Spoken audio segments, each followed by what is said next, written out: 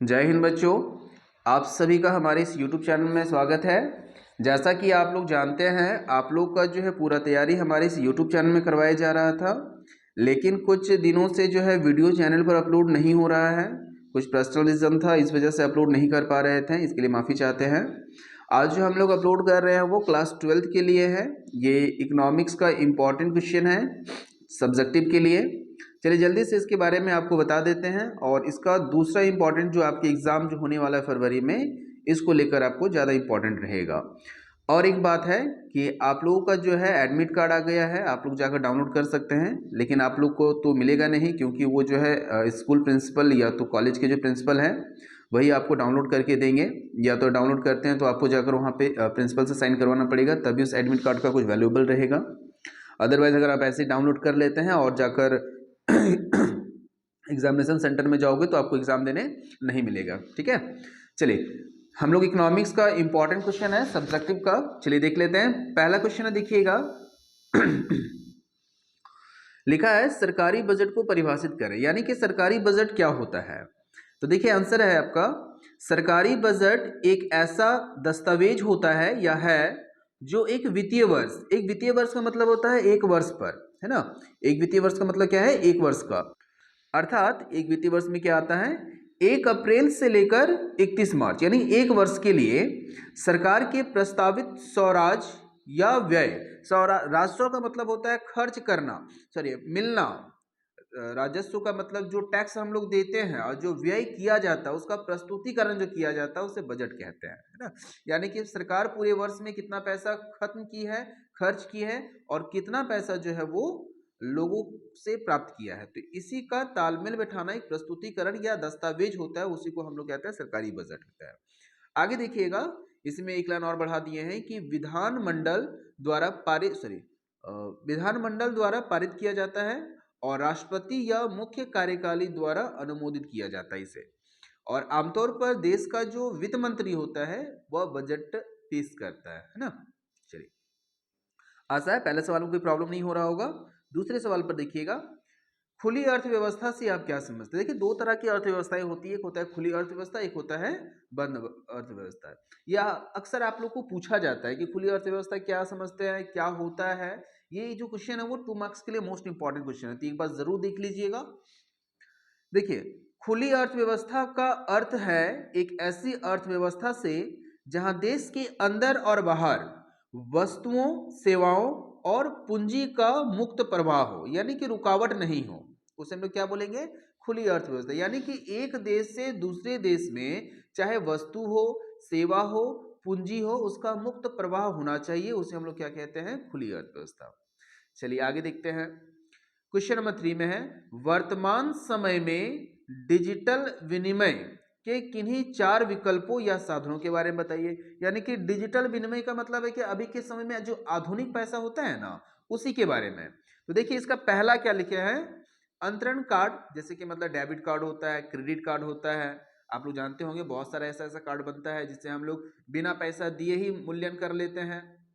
एक mobile wallets, जैसे कि हम लोग मोबाइल से हम लोग ऑनलाइन पेमेंट यूज करते हैं ना, जैसे कि हम लोग क्या करते हैं, फोन पे हो गया, गूगल पे हो गया, पेटीएम हो गई, ये सारी चीजें मोबाइल वॉलेट्स कहलाता है। एक नेट बैंकिंग, नेट बैंकिंग क्या होता है कि हर एक बैंक वाला ये अपना नेट बैंकिंग इस्तेमाल करवाता है। एक होता है इलेक्ट्रॉनिक जो फंड ट्रांजेक्शन ट्रांसफर होता है, जैसे आप लोग देखे होंगे पैसा भेजने के लिए एक छोटा छोटा जगह पर संस्थाएं बनी होती है, जिसको मोबाइल चलाने नहीं आता है, जो गरीब देहातों में से गरीब का नहीं, जो थोड़ा पढ़े लिखे नहीं होते उन क्षेत्रों में, यानी ग्रामीण क्षेत्रों में ज्यादा आता है। चलिए आगे देखते हैं, क्वेश्चन नंबर 4 पे आते हैं। देखिए 4 में क्या लिखा है, समष्टि अर्थशास्त्र की दृष्टि से अर्थव्यवस्था के 4 क्षेत्र बताइए। तो देखिए अर्थव्यवस्था के 4 क्षेत्र क्या क्या होते हैं, एक होता है परिवार, दूसरा होता है फर्म, तीसरा होता है सरकार, चौथा होता है बाह्य क्षेत्र। ठीक है, आशा है ये सारी बातें समझ में आ रही होगी। चलिए आगे देखते हैं, क्वेश्चन नंबर 5 देखिएगा। 5 में क्या पूछा गया है, सीमांत लागत और औसत लागत को परिभाषित कीजिए। यानी कि देखिए सीमांत लागत और औसत लागत को इसको डिफाइन करना है। देखिए सीमांत लागत क्या लिखे है, किसी वस्तु एक अतिरिक्त इकाई का उत्पादन करने से मैंने किसी वस्तु के एक इकाई का उत्पादन करने से कुल लागत में जो परिवर्तन होता है ना, कुल लागत में जो अंतर उत्पन्न होता है उसे सीमांत लागत कहते हैं। अर्थात इसका मतलब क्या हुआ कि किसी एक उत्पादन की मात्रा में परिवर्तन होने से कुल लागत में जो परिवर्तन होता है उसे सीमांत लागत कहते हैं। यानी कि एक वस्तु के परिवर्तन करने से पूरे पर क्या प्रभाव पड़ता है। ठीक है, अब आते हैं औसत लागत पर। तो कुल स्थिर लागत और कुल प्रतिवर्ती लागत के योगफल को जोड़ देने से जो प्राप्त होता है, जोड़कर भाग देने से, है ना, कुल उत्पाद से भाग देने पर जो राशि प्राप्त होती है उसे हम लोग क्या कहते हैं, औसत लागत। आप लोग डेफिनेशन देख सकते हैं यहां से। चलिए क्वेश्चन नंबर 6 पे आते हैं।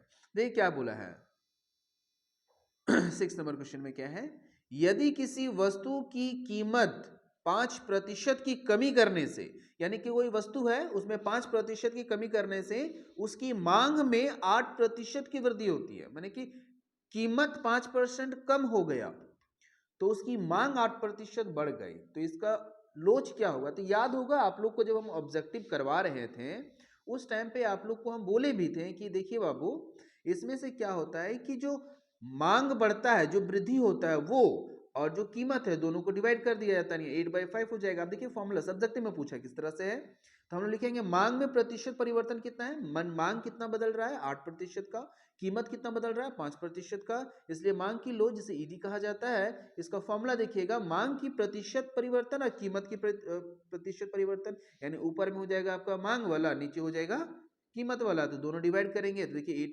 8/5 प्रतिशत कट जाएगा, 1.6 प्रतिशत नहीं आएगा, प्रतिशत गलत से लिखा गया, प्रतिशत हटा दीजिएगा। तो इसका मतलब क्या हो जाएगा, इसका जो आंसर आया 1.6 प्रतिशत नहीं आएगा। ठीक है, तो मांग की जो लोच है मांग जो लोच होगा वो लोचदार होगा, है ना, मांग जो है लोचदार होगा। क्यों होगा, क्योंकि इसका ही जो है एक से अधिक आ रही है, देखिए 1.6 आ रहा है, एक से ज्यादा आ रहा है। चलिए आगे देखते हैं। उपभोक्ता का अधिमान एकदिष्ट होता है, इस कथन से आप क्या समझते हैं। यानी कि देखिए कोई भी उपभोक्ता है उसका जो एकमान होता है वो अधिक एकदिष्ट होता है। एकदिष्ट का मतलब होता है एक ही वस्तु पर विशेष होता है। तो कब होगा, देखिएगा एकदिष्ट अधिमान का अर्थ है कि उपभोक्ता एक वस्तु की कम मात्रा की तुलना में अधिक वस्तु या अधिक मात्रा को ज्यादा पसंद करेगा। अर्थात उपभोक्ता के पास अगर 2 बंडल है, 2 बंडलों के मध्य में अगर चुनना पड़ेगा, वो प्राथमिकता किसको देगा, उस बंडल को प्राथमिकता देगा जिसमें दूसरी बंडल की तुलना में कम से कम एक वस्तु की मांग अधिक हो और दूसरी वस्तु की मांग समान रहे। ठीक है, चलिए आगे बढ़ते हैं। क्वेश्चन नंबर 8 पर आइएगा। व्यष्टि अर्थशास्त्र को परिभाषित करें। ध्यान रखिएगा व्यष्टि अर्थशास्त्र और समष्टि अर्थशास्त्र, ये 2 तरह के अर्थशास्त्र पूछा जाता है एग्जाम में। तो देखिए व्यष्टि अर्थशास्त्र क्या होता है। व्यष्टि अर्थशास्त्र अर्थशास्त्र की वह शाखा होती है जिसमें व्यक्तिगत इकाई के आर्थिक व्यवहार का अध्ययन किया जाता है ना, एक व्यक्ति का अध्ययन किया जाता है, जैसे एक उपभोक्ता, एक फॉर्म इत्यादि, है ना। इस शाखा की मुख्य की समस्या, यानी शाखा की जो मुख्य समस्या होती है वो है कीमत निर्धारण, इसलिए इसे कीमत सिद्धांत भी कहा जाता है ना। व्यष्टि अर्थशास्त्र की समस्या क्या होती है, कीमत निर्धारण करना, तो इसलिए इसे कीमत सिद्धांत भी कहा जाता है। आशा है सारी बातें समझ में आ रहा हो। अगर कोई समझ में नहीं आए तो आप हमें कमेंट कर सकते हैं। और ये आपका सीधा का जो है आपके एग्जाम में आने वाला है। और इसके बाद क्लास 8 से लेकर 11 तक के सभी बच्चों की तैयारी करवाई जाएगी। आप लोग चैनल से जरूर बने रहिएगा। अगर कोई हमारे चैनल में नए हैं तो हमारे इस चैनल को सब्सक्राइब जरूर कीजिएगा और वीडियो को लाइक करके कमेंट जरूर कीजिएगा, ताकि हमें ये पता चले कि आपको कहाँ प्रॉब्लम हो रही है और कहाँ समझ में नहीं आ रही है। अगर समझ में नहीं आए तो जरूर कमेंट कीजिएगा। और बाकी अगर आप लोग किस विषय में क्वेश्चन चाहते हैं, इंपॉर्टेंट क्वेश्चन चाहते हो, हमें जरूर बताइएगा। देखिए आगे आते हैं। बाजार से आप क्या समझते हैं, मैंने बाजार क्या होती है, बाजार से आप क्या समझते हैं। बाजार शब्द से तात्पर्य एक ऐसे स्थान से है, स्थान या केंद्र बोल सकते हैं, स्थान या केंद्र से होता है जहां वस्तु के क्रेता और विक्रेता भौतिक रूप से उपस्थित होते हैं, है ना। यानी खरीदने वाला और बेचने वाला दोनों मौजूद होते हैं, है ना, और उपस्थित होकर क्रय विक्रय का कार्य करते हैं, मैंने खरीदने का और बेचने का काम करते हैं, दूसरे को तो बाजार कहते हैं। ठीक है, चलिए आगे बढ़ते हैं। एकाधिकार का क्या अर्थ है? तो एकाधिकार आधा क्वेश्चन लिखा हुआ, आप इसे ऐसे समझिएगा, एकाधिकार बाजार से आप क्या समझते हैं, ठीक है। चलिए देखिएगा। तो एकाधिकार एक बाजार की ऐसी स्थिति होती है जिसमें एक वस्तु का केवल एक ही विक्रेता हो, मैंने बेचने वाला कौन हो, एक ही को होना चाहिए। तो जब जाहिर सी बात है ऐसा होगा तो वहां पे मांग कम हो जाएगा, कीमत मैंने मांग आधा ज्यादा बढ़ जाएगा, मैंने कि एक ही दुकान अगर रहेगा खरीदने के लिए तो जाहिर सी बात है खरीदने वालों की संख्या ज्यादा बढ़ जाएगा, बेचने वाली संख्या एक ही को तो है ही है, वो जितना चाहे उतना बोलेगा, हमको लेना पड़ेगा, जरूरत है ना। चलिए आगे बढ़ते हैं। लिखा है एकाधिकार में कीमत और सीमांत लागत के बीच कैसा संबंध होता है? तो देखिएगा, कीमत और सीमांत लागत के बीच का अंतर जितना अधिक होगा एकाधिकार शक्ति उतनी ही अधिक होगी। इसमें विपरीत माने इसके विपरीत यह अंतर जितना कम होगा उतना ही एकाधिकार शक्ति का अंतर भी कम होगा, अर्थात यानी कि जो P है वो ज्यादा होगा MC से। क्वेश्चन नंबर आते हैं 12th पर। 12 देखिए क्या बोला है, आर्थिक एजेंट से आप क्या समझते हैं, माने कि आर्थिक एजेंट क्या होता है? तो आर्थिक एजेंट या इकाई, एजेंट माने इकाई का तात्पर्य उन व्यक्तियों से है या उन संस्थाओं से है जो आर्थिक निर्णय लेती है ना। तो यानी कि आर्थिक एजेंट बोलिए या इकाई बोलिए का तात्पर्य उन व्यक्तियों से होता है या उन संस्था से होती है, उस व्यक्ति के संस्था से होती है जो आर्थिक निर्णय का लेने का कार्य करती है। क्वेश्चन नंबर आते हैं आपका 13 पर। लिखा आयात प्रतिस्थापन से आप क्या समझते हैं? तो आयात प्रतिस्थापन का क्या अर्थ होता है? चलिए आंसर देखते हैं इसका। आयात प्रतिस्थापन का अभिप्राय आयात की जाने वाली किसी वस्तु का कुल या आंशिक रूप से देश के कच्चे माल तथा तकनीकी ज्ञान द्वारा उत्पादित उसी प्रकार का कार्य करने की वस्तु द्वारा प्रतिस्थापित करने से होता है। यानी कि किसी वस्तु का उत्पादन किया जाए तो तकनीकी के द्वारा जो उत्पादन होता है उसे प्रतिस्थापन करने में किया जाता है।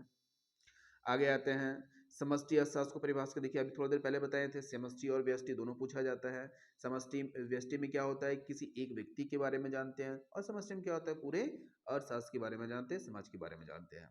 तो यहाँ पे देखिए समष्टि अर्थशास्त्र की वह शाखा होती है जिसके अंतर्गत संपन्न अर्थव्यवस्था यानी संपूर्ण अर्थव्यवस्था का अध्ययन, इकाई का समुच्चय का अध्ययन किया जाता है, माने कि पूरे का अध्ययन किया जाता है। आगे बढ़ते हैं। लिखा है विनियोग से आप क्या समझते हैं? विनियोग क्या होता है वो समझिएगा। वह निवेश जो आय तथा उत्पादन की मात्रा की स्थान पर बाहरी तत्वों पर निर्भर करती है उसे विनियोग कहा जाता है। ठीक है, आगे बढ़ते हैं। क्वेश्चन नंबर 16 पर आते हैं।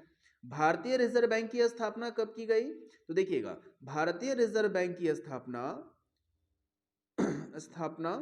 भारतीय रिजर्व बैंक अधिनियम जो बना था 1934 में के प्रस्ताव के अनुसार 1 अप्रैल 1935 में बना था। देखिएगा, भारतीय रिजर्व बैंक की जो स्थापना हुई थी वो भारतीय रिजर्व बैंक अधिनियम है ना, भारतीय रिजर्व बैंक अधिनियम ऐसे समझिएगा। भारतीय रिजर्व बैंक की जो स्थापना हुई थी वो भारतीय रिजर्व बैंक अधिनियम के हिसाब से हुआ था, है ना। अब देखिए हम रेड लाइन कर देते हैं, देखिए यहाँ पे भारतीय रिजर्व बैंक अधिनियम से हुआ था के अनुसार 1934 में हुआ था, और इसकी जो स्थापना हुई थी वो आपका ये जो आपका लिख रहे हैं, एक सेकेंड कैंसिल, देखिएगा यहाँ पे देखिएगा कहाँ चला गया आपका, भारतीय रिजर्व बैंक था ना।